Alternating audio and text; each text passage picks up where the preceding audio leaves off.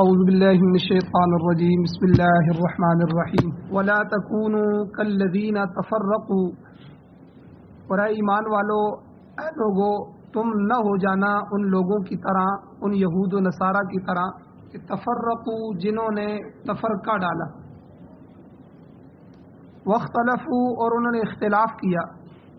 کب کہ من بعد ما جاءہم البینات، بعد اس کے کہ آ گئی ان کے پاس واضح نشانیاں، کھلی نشانیاں، اللہ کے احکامات۔ تو اللہ کے احکامات، آیات، کتابیں آنے کے بعد انہوں نے اختلاف کیا۔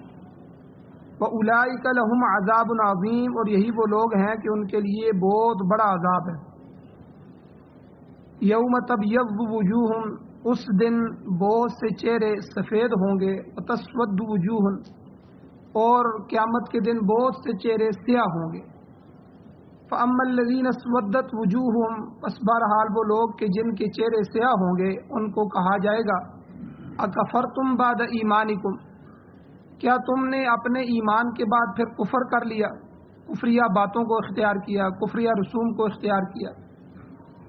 فَذُوقُوا الْعَذَابَ، پس تم چکھو اس عذاب کو، بما کنتم تکفرون، اس سبب سے کہ تم کفر کرتے تھے، اپنے کفر کی وجہ سے تم آج کے عذاب کو چکھو۔ وَأَمَّا الَّذِينَ ابْيَضَّتْ وُجُوهُهُمْ، بہرحال وہ لوگ کہ جن کے چہرے سفید ہوں گے، ففی رحمت اللہ، پس وہ اللہ کی رحمت میں ہوں گے، ہم فیہا خالدون، اور وہ اس میں ہمیشہ ہمیشہ رہیں گے۔ تلک آیات اللہ، یہ اللہ کی آیتیں ہیں، تو نتلوہا، ہم تلاوت کرتے ہیں ان آیات کو، علیکا، آپ کے اوپر، بالحق، حق کے ساتھ۔ وما اللہ یرید، اور اللہ نہیں چاہتے، نہیں ارادہ کرتے، ظلم کرنے کا، للعالمین، جہان والوں کے ساتھ۔ وللہ، اور اللہ ہی کے لیے ہے، ما فی السماوات وما فی الارض، جو کچھ بھی آسمانوں میں ہے اور جو کچھ بھی زمین میں ہے۔ وإلی اللہ ترجع الامور، اور اسی اللہ کی طرف تمام امور لٹائے جائیں گے۔ سورہ آل عمران کی آیت نمبر 105، 6، 7، 8 اور 9، 109 تک یہ 5 آیتیں تلاوت ہوئی ہیں۔ ان کے 2 درس پہلے گزر چکے ہیں، اور آج کا درس جو ہے تیسرا درس ہے۔ تو پچھلے 2 درسوں میں میں نے صحیح اختلاف اور غلط اختلاف کے بارے میں بتایا تھا کہ غلط اختلاف یہ ہے کہ جو دین کے اصولی چیزیں ہیں، اصولیات میں 2 لفظوں میں، کہ دین کے اصول اور بنیادی چیزیں، ان میں تو اختلاف کی گنجائش نہیں ہے، اگر کوئی کرتا ہے تو وہ غلط ہے۔ مثلا یہ کتاب قرآن مجید 30 سپارے، یہ اللہ کی طرف سے نازل ہوئی ہے، اور یہ محفوظ ہے، یہ ہمارا بنیادی عقیدہ ہے، اور قیامت تک یہ محفوظ رہے گی۔ لیکن شیعہ کہتے ہیں کہ یہ کتاب صحابہ نے جب جمع کی تو انہوں نے 10 سپارے جو ہیں تقریباً کم از کم اتنے آگے پیچھے کر دیے، اور اپنے آپ سے پھر وہ ایک عقیدہ گڑھتے ہیں کہ اہل بیت کے اور حضرت علی کے اور ان حضرات کے جو ہے فضائل تھے، اور ان کے بارے میں امامت کے اور نبوت کے اور پتہ نہیں کیا کیا، تو یعنی بے شمار قرآن اس میں سے غائب کیا گیا ہے۔ یعنی دنیا کی واحد قوم ہے جس کا یہ عقیدہ ہے، جو قرآن کو محرف مانتے ہیں۔ دیکھیں، یہودی اور عیسائی کہتے ہیں کہ ہم نے قرآن کو صحیح مانا، قرآن میں کوئی غلطی نہیں ہے، ہم نے پوری تحقیق کی ہے، پوری دنیا کا کافر قرآن کو تسلیم کر چکا ہے۔ لیکن یہ مسلمانوں کے اندر، مسلمانوں کی شکل میں گھسا ہوا جو دشمن ہے، دشمنان صحابہ، دشمنان نبی، دشمنان اہل بیت، تو ان کا عقیدہ کیا ہے کہ یہ قرآن میں تحریف ہوئی ہے، اور تحریف بھی بعد میں نہیں، بلکہ صحابہ نے جب حضور کے بعد جمع کیا تو جمع کرتے وقت ہی تحریف۔ دیکھیں، اصول کا اختلاف ہو۔ اب ہمارا عقیدہ، اصولی عقیدہ یہ ہے کہ یہ قرآن صحابہ نے جمع کیا، جو ان کے پاس لکھوایا گیا تھا، جس کے پاس وہی تھی، حضور کے پاس لکھنے والے کاتبین موجود ہوتے تھے، حضور لکھواتے تھے، وہ چمڑے پر اور پتوں پر، ورقے پر، ہڈیوں پر، جو چیز میسر آتی تھی، کپڑے پر، تو اس وقت اسی طرح لکھا جاتا تھا۔ کاغذ جو ہے وہ ناپید ہوتا تھا، تو اور کاتب بھی کم ہوتے تھے، لکھے پڑھے معاشرہ نہیں تھا، تو اس لیے چند ایک کاتبین تھے، جن میں حضرت امیر معاویہ رضی اللہ تعالیٰ عنہ اور اسی طرح دوسرے کئی صحابہ تھے۔ یہ 14-15 کاتب تھے جو پڑھے لکھے تھے، تو حضور خود امی تھے، حضور خود پڑھے لکھے نہیں تھے، تو اس لیے یہ صحابہ فوراً آ جاتے تھے اور قرآن مجید ان کو لکھوایا جاتا تھا۔ تو لیکن حضور نے اپنی زندگی میں جمع نہیں کیا. اس میں بہت سی حکمتیں ہیں. ایک حکمت یہ ہے کہ قرآن نازل ہو رہا ہے حضور کی آخری سانس تک جو ہے، اس لیے 23 سالوں میں نازل ہوا، تو اس لیے حضور نے لکھوایا ضرور ہے لیکن اس کو یکجا جمع نہیں کیا. تو صورتیں یاد کروا دیں صحابہ کو، قرآن یاد کیا، قرآن کے بڑے بڑے حافظ بنا دیے گئے، زبانی یاد کیا گیا لیکن تحریری. اس کے بعد یہ کام صحابہ کرام نے کیا کہ بھئی اب اس کو جمع کیا جائے. تو یہ جمع کا کام جو ہے، اب جب جمع ہوا تو اب یہاں شیعہ جو ہے یہ کہتے ہیں کہ اس وقت حضرت علی قرآن لے کے آئے تھے اور انہوں نے کہا تھا کہ یہ اصل قرآن میرے پاس موجود ہے، سارے کا سارا، تم اس کو جو ہے جمع کرو. تو صحابہ نے انکار کر دیا تھا، انہوں نے کہا کہ نہیں ہم اس کو نہیں لیتے. پھر حضرت علی نے اس کو چھپا لیا تھا، پھر انہوں نے کہا کہ اب تمہیں یہ قیامت تک نہیں ملے گا. تو پھر وہ ہمارے دوسرے امام، پھر تیسرے امام، تو پھر چوتھے امام، پھر کرتے کرتے 12ویں امام کے پاس گیا. 12واں امام ابھی غار میں غائب ہے اور قیامت کے قریب وہ نکلے گا، پھر وہ اصل قرآن لے کے آئے گا، پھر ہم وہ اصل قرآن کو پڑھیں گے. یعنی یہ آپ ان کے عقیدے ذرا ملاحظہ فرمائیں، جن کے ساتھ ہم اٹھتے بیٹھتے ہیں، جن کے جنازوں میں جا کے شریک ہو جاتے ہیں. اور کافر کا جنازہ پڑھنا صرف بندہ کافر ہو جاتا ہے، تو جن کے ساتھ دوستیاں ہیں. تو بہرحال بات چل رہی تھی کہ دین کے اصولیات میں ختم نبوت کا عقیدہ اصولی ہے. میں نے بتایا تھا کہ حضور آخری نبی ہیں، حضور کے بعد کوئی نبی نہیں. اب مرزائی اس سے نکل گئے، وہ کہتے ہیں نہیں حضور کے بعد بھی قادیانی نبی ہے. تو یعنی جو اصول ہیں دین کے، اصولیات میں تو اختلاف کی گنجائش نہیں ہے. تو جو کرے گا وہ اس کا ایمان گیا، چاہے وہ اپنے آپ کو مسلمان کہے، چاہے مسجدیں بنائے، چاہے کہ جا کے کعبے کا حج کرے، چاہے یہی کلمہ پڑھے، چاہے ہماری طرح ہی نماز پڑھے، جو مرضی کرے. عقیدہ جو ہوتا ہے، زبان سے ایک عقیدہ کہہ دینا، اپنا عقیدہ بنا لینا، یہ عقائد بہت ضروری ہیں. تو عقائد کی محنت بھی بہت ضروری ہے. یہ بار بار اللہ کہتے ہیں ان الذین آمنوا وعملوا الصالحات، ایمان لو اور نیک اعمال کرو، ایمان لو. یہ اللہ خالی نیک اعمال بھی کہہ سکتے ہیں نا،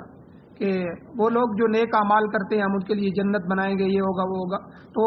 آمنو کیوں کہتے ہیں؟ تو نیک اعمال، حج، نماز، روزہ، زکوٰۃ، یہ کلمہ، یہ ساری چیزیں یہ بعد میں ہے. آمنو ایمان پہلے. ایمان عقائد کو کہتے ہیں، آخرت کے بارے میں، رسولوں کے بارے میں، کتابوں کے بارے میں، پیغمبروں کے بارے میں، فرشتوں کے بارے میں، اللہ کے بارے میں، جنت جہنم کے بارے میں، اور اسی طرح قبر، حشر، آخرت، برزخ کے بارے میں. اور یہ جتنے بھی عقائد ہیں جو عقائد حقہ ہیں، ان کے بارے میں تصحیح ہونا ضروری ہے. اگر عقیدہ شرک کا ہوگا، کفر کا ہوگا، غلط ہو جائے گا تو 100 حج بھی قبول نہیں ہوں گے، چاہے جتنی مرضی سنت کے مطابق اخلاص کے ساتھ حق حلال کے پیسے سے جا کے کیوں نہ کرے. تو عقیدے کی اہمیت اسلام میں اتنی زیادہ ہے. تو اس لیے اصولیات میں جو ہے وہ بالکل اختلاف کی گنجائش نہیں. فروعات میں اختلاف ہے، پچھلے 2 درسوں میں میں نے تفصیل سے بیان کر دیا ہے. تو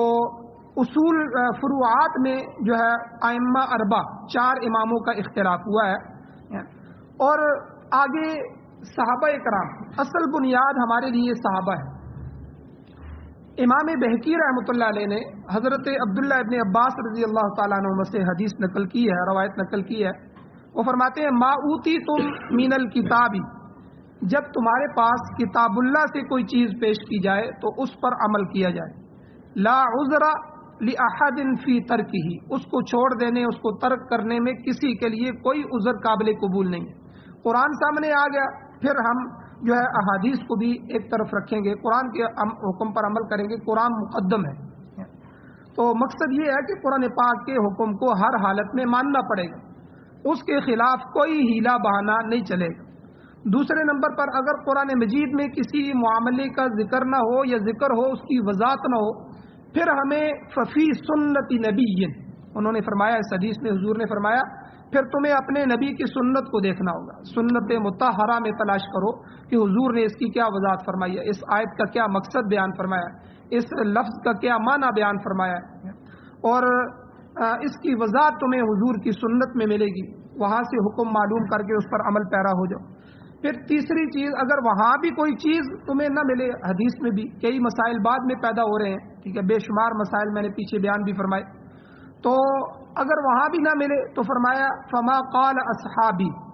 پھر میرے صحابہ کی بات مانو، یہ بھی تمہارے لیے حجت ہوگی. اور حضور نے اسی حدیث میں فرمایا اصحابی کالنجوم، کہ میرے صحابہ ستاروں کی طرح ہیں، فَبِأَيِّهِمُ اقْتَدَيْتُمْ اهْتَدَيْتُمْ، تم جس صحابی کی بات مان کر اس پر عمل کرو گے ہدایت پا جاؤ۔ اور یاد رکھو حضور نے اسی میں فرمایا اختلاف اصحابی لکم رحمہ، میرے صحابہ کا اختلاف تمہارے لیے باعث رحمت ہے۔ جس مسئلے میں بھی صحابہ نے اختلاف کیا ہے اس میں اللہ نے تمہارے لیے سہولت رکھی ہے، دونوں راستے رکھتی ہے۔ تو حضرت ابو بکر رضی اللہ تعالیٰ عنہ کے جو صاحبزادے ہیں محمد ابن ابی بکر، آگے ان کے صاحبزادے ہیں قاسم ابن محمد، یعنی حضرت ابو بکر صدیق رضی اللہ تعالیٰ عنہ کے پوتے۔ تو یہ تابعین تھے، صحابی نہیں تھے، تابعی تھے۔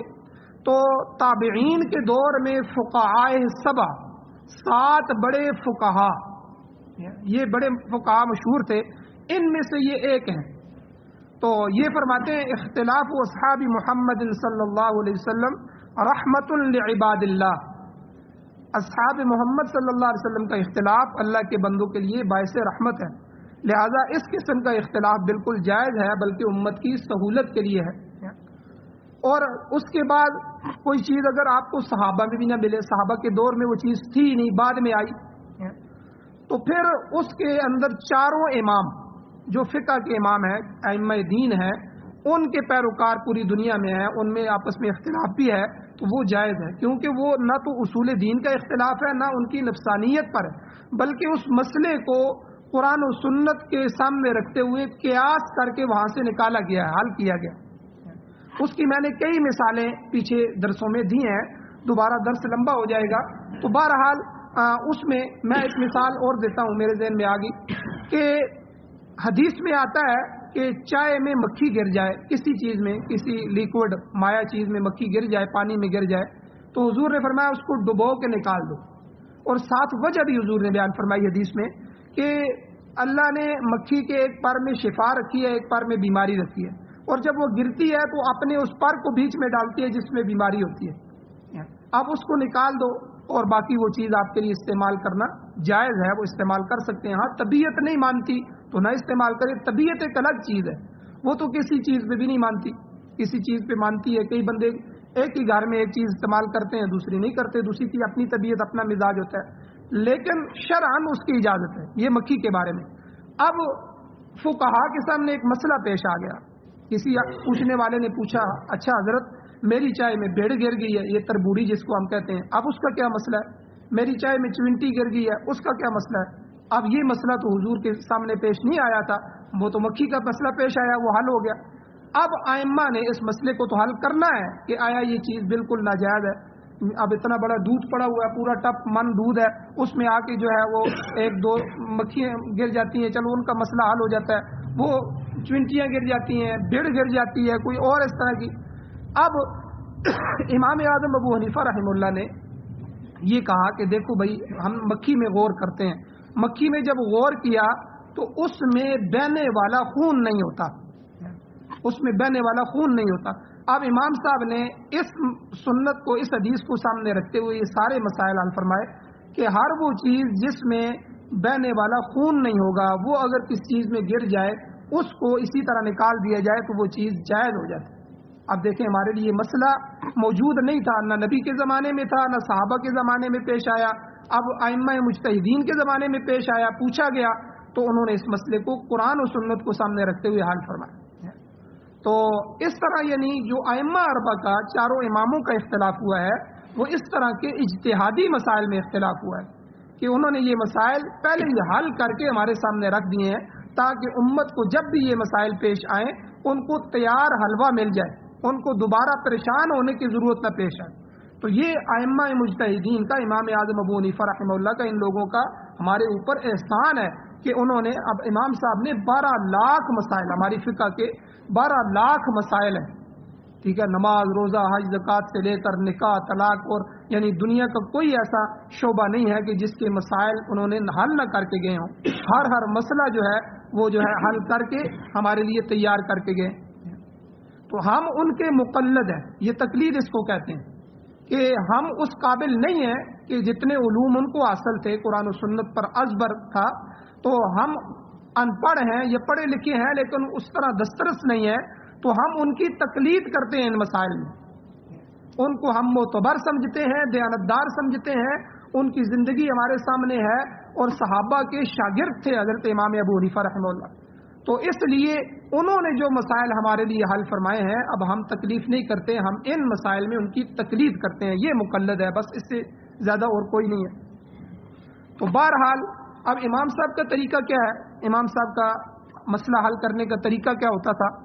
امام صاحب ابو حنیفہ رحمہ اللہ کا مسلک یہ ہے کہ وہ سب سے پہلے کتاب اللہ کی طرف رجوع کرتے ہیں.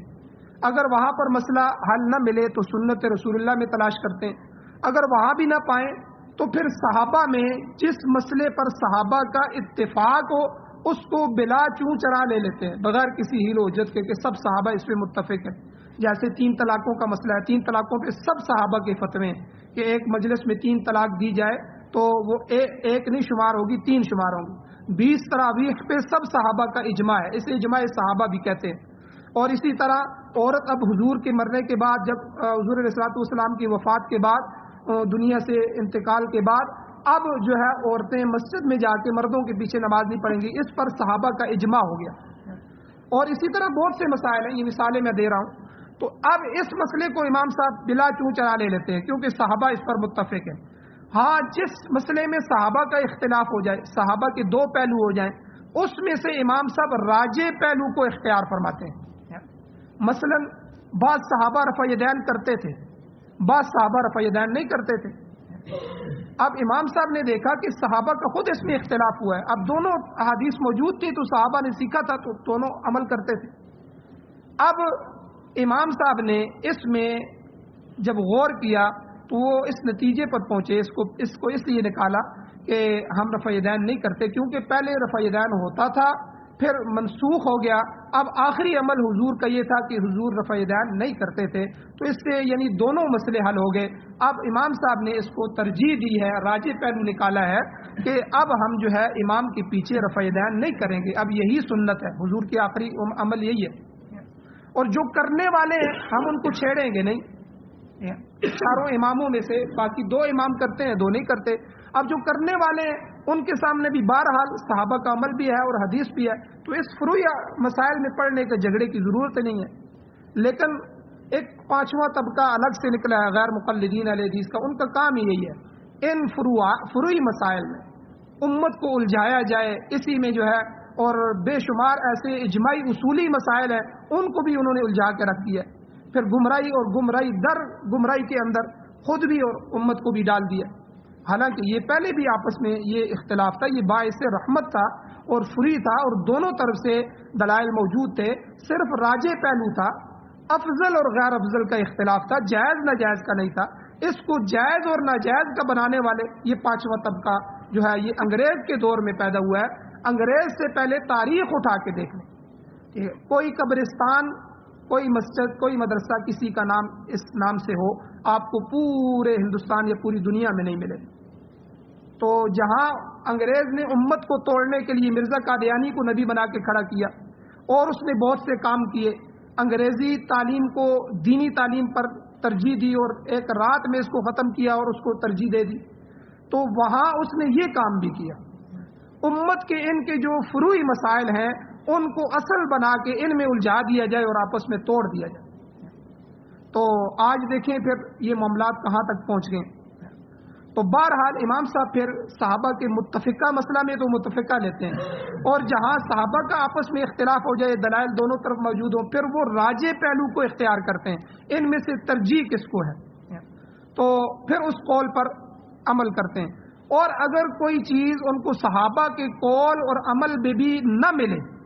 صحابہ میں بھی نہ ملے، پھر وہ اپنا اجتہاد کرتے ہیں. یہ 5ویں 4تھے نمبر پہ جا کے پھر وہ اجتہاد کرتے ہیں کہ بھئی اب یہ نہ حضور کی، نہ اللہ کی کتاب میں مل رہا ہے، نہ نبی کی حدیث میں موجود ہے، نہ صحابہ سے کوئی یہ چیز مل رہی ہے، تو ظاہر بات ہے اب میں امام مجتہد ہوں تو ظاہر بات ہے وہ اپنا اجتہاد کرتے ہیں، اس کو قرآن و سنت کو سامنے. اور پھر امام صاحب کی 40 رکنی ٹیم تھی، یعنی 40 بڑے بڑے امام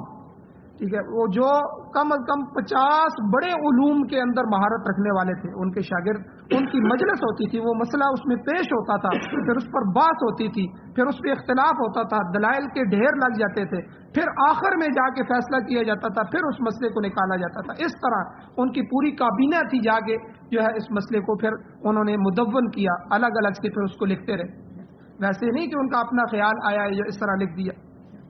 تو بہرحال یہ امام صاحب کا جو ہے طریقہ کار تھا کہ پھر آخر میں جا کے اجتہاد، بلکہ اجتہاد میں بھی، قیاس میں بھی جو ہے امام صاحب ضعیف حدیث کو بھی درجہ دیتے ہیں۔ آپ اندازہ لگائیں، جو حدیث کسی وجہ سے اس میں ضعف آ جائے، راوی کی وجہ سے یا سند کی وجہ سے یا کوئی اور وجہ، کئی وجوہات ہیں جو حدیث میں ضعف پیدا کر دیتی ہیں، تو اب اگر ضعیف حدیث ہے تو حضور اس میں بھی جو ہے امام اعظم ابو حنیفہ اس میں بھی جو ہے وہ اپنے اجتہاد قیاس پر عمل نہیں کرتے، اس میں بھی کوشش کرتے ہیں کہ اس ضعیف حدیث پر بھی عمل کیا جائے، کیونکہ وہ حدیث موضوع اور من گڑت تو نہیں ہے، وہ حدیث ہے لیکن اس کے اندر ضعف آ گیا ہے، بیچ میں راوی کوئی ایسا آ گیا ہے یا راوی بیچ میں کٹ گیا ہے، تو بہرحال حدیث ہے تو کسی نہ کسی درجے میں ہے، تو یعنی اپنے قیاس پر، اپنے اجتہاد پر ضعیف حدیث کو بھی ترجیح دیتے ہیں۔ اس کی مثال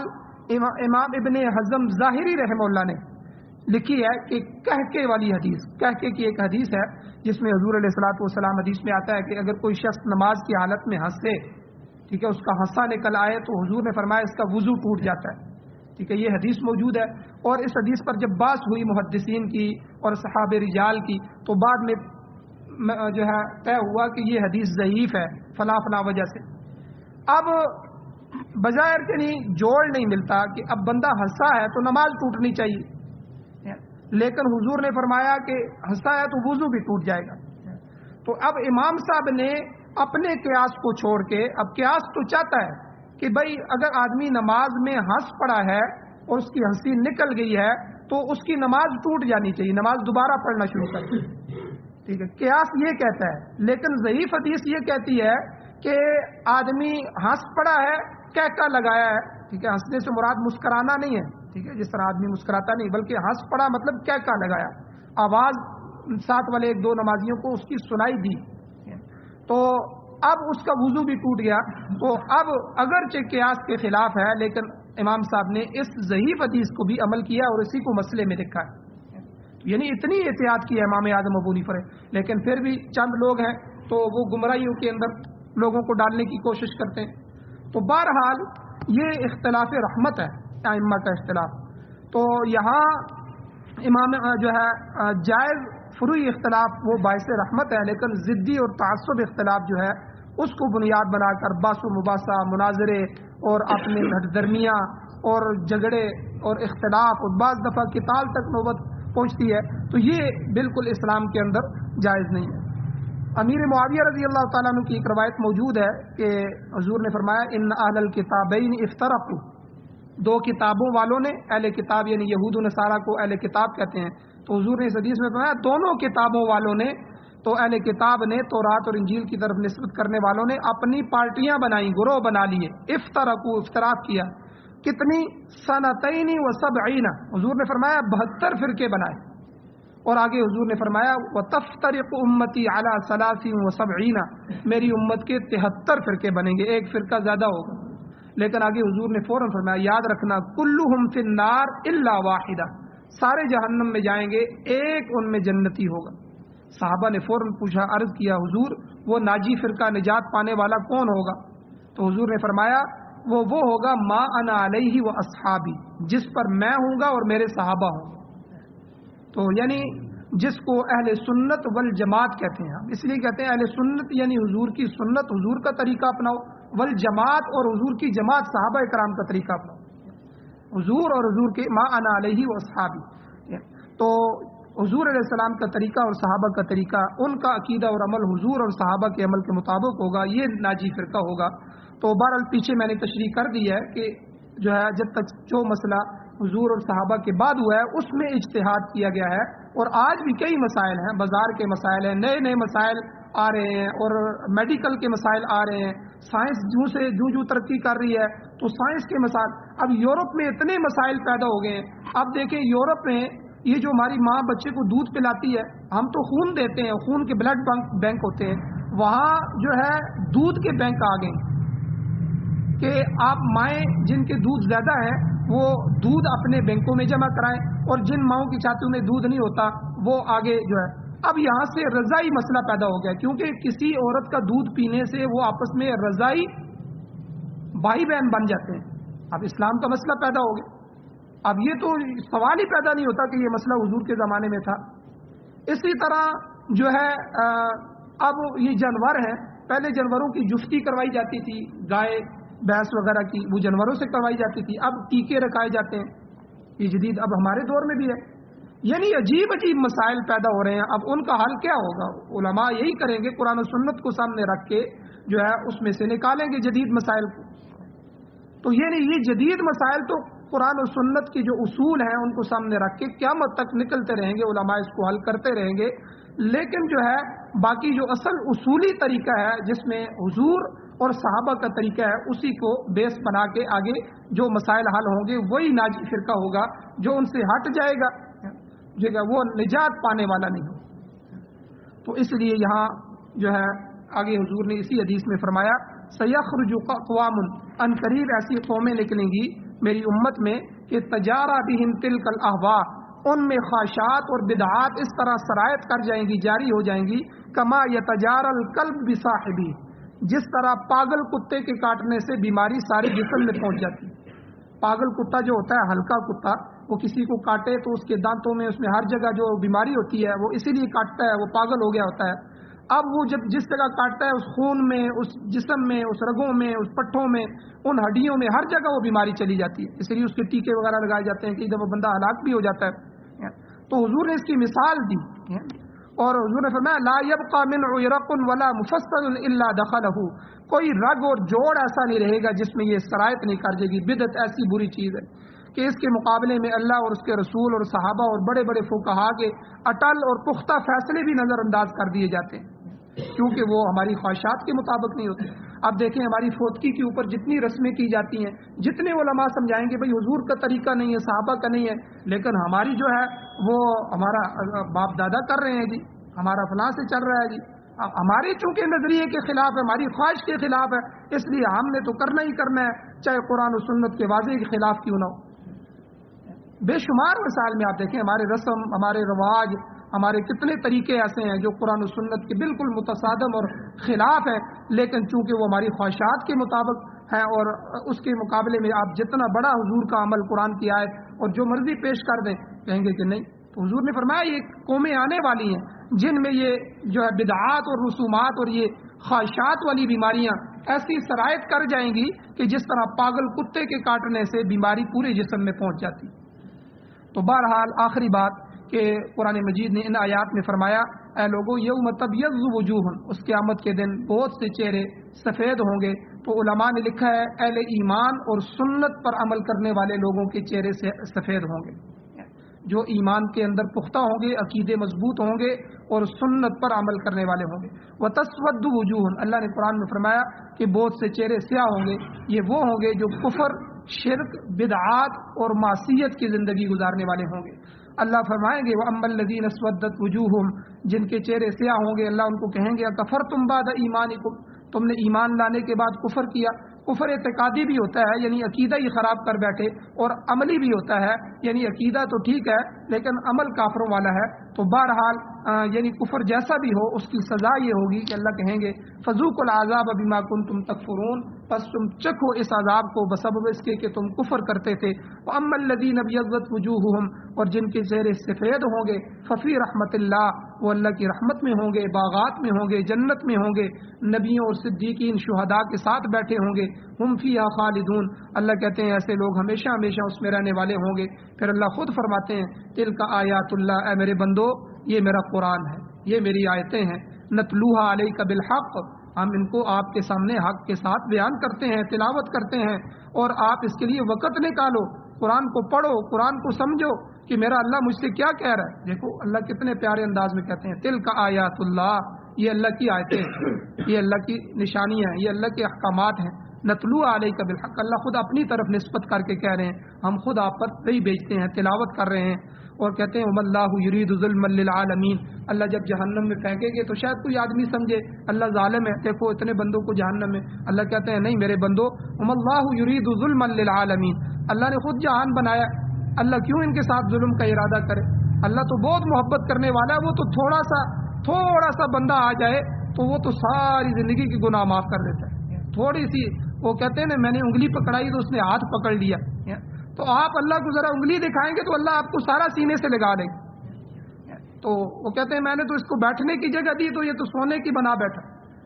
تو اسی کو حدیث میں حضور نے کیا فرمایا کہ جو آدمی ایک ہاتھ اللہ کی طرف آتا ہے اللہ ایک بازو اس کی طرف متوجہ ہوتے ہیں، جو چل کے آتا ہے اللہ دوڑ کے اس کی طرف آتے ہیں، یعنی اتنے انتظار میں، تو اللہ یرید ظلما للعالمین، اللہ جہان والوں کے ساتھ ظلم کا ارادہ نہیں کرتا، وللہ ما فی السماوات وما فی الارض، اور جو کچھ بھی آسمانوں میں زمین میں ہے وہ تمہارا ہے کب، وہ تو ہے ہی اللہ کا، تمہاری جوانی اللہ کی ہے، تمہارے گھر اللہ کے ہیں، تمہاری زمین اللہ کی ہے، تمہاری ہر چیز اللہ کی ہے، ہر چیز کی بادشاہت اللہ کی ہے، اس میں تصرف اللہ کا ہے، اس میں جو ہے ہر چیز اللہ کی ہے، اللہ کی زمین پر اور اس کے بنائے ہوئے آسمان کے نیچے بسنے والے اور اس کی نعمتوں کا استعمال کرنے والے یہ سب کے سب اللہ کے ہیں، اب تم اس کے خلاف کیسے کر سکتے ہو، اس کا شریک کیسے بنا سکتے ہو، اس کے پیغمبر کی سنت کو کیسے چھوڑ سکتے ہو، دین میں تفرقہ رکھنا اندازی کیسے ڈال سکتے ہو؟ یاد رکھو اگر یہ کرو گے تو اللہ معاف نہیں کرے گا، کیونکہ وہ الی اللہ ترجع الامور، تمام معاملات اللہ کی طرف لوٹائے جاتے ہیں، تمہارا ہر عمل، تمہاری ہر چیز اس کی عدالت میں پیش کی جانے والی ہے، تمام معاملات کا وہاں فیصلہ ہونے والا ہے۔ اللہ جل شانہ سے دعا ہے اللہ ہمارے حال پر رحم فرمائے، اللہ ہمیں عمل کی توفیق عطا فرمائے، آمین۔ الحمدللہ رب العالمین والعاقبۃ للمتقین والصلاۃ والسلام علی رسولہ النبی الامی الکریم۔ یا اللہ ہماری کمیوں کوتاہیوں کو معاف فرمائیے، یا اللہ درگزر فرمائیے، یا اللہ قرآن و سنت کو سننے، سمجھنے، عمل کرنے، یا اللہ اس کی اشاعت اور تبلیغ کرنے کی توفیق عطا فرمائے، یا اللہ ہماری نسلوں میں، اولادوں میں، یا اللہ قرآن کے حافظ، قاری، عالم، مفتی، مجاہد، غازی اور شہید پیدا فرمائے، یا اللہ اپنے دین کا درد اور دکھ رکھنے والی اولادیں ہمیں عطا فرمائے، یا اللہ دین سے دور، دین سے محروم، کفر، شرک اور نفاق کے اندر مبتلا اولادوں سے ہم پناہ مانگتے ہیں، یا اللہ ایسی اولادوں کے ہونے سے نہ ہونا ہی بہتر ہے، یا اللہ ہماری نسلوں میں دین کو جاری فرما، یا اللہ ہماری نسلوں میں دین کو جاری فرما، یا اللہ قرآن و سنت سے محبت نصیب فرما، یا اللہ اس قرآن و سنت کو پاکستان سمیت پوری دنیا میں بطور آئین، بطور دستور، بطور ضابطۂ حیات ہمارے مقدر فرما، یا اللہ جو بیمار ہیں ان کو شفا عطا فرمائیے، جو مقروض ہیں ان کے قرضوں کے پیدا کرنے کے، پورا کرنے کے اسباب پیدا فرمائیے، یا اللہ جو ایمان کی حالت سے اس دنیا سے جا چکے ہیں ان سب کی بخشش فرمائیے، یا اللہ ہم سب کا خاتمہ ایمان پر فرمائیے، صلی اللہ تعالی علی خیر خلقہ محمد وآلہ واصحابہ واہل بیتہ وذریتہ اجمعین برحمتک یا ارحم الراحمین۔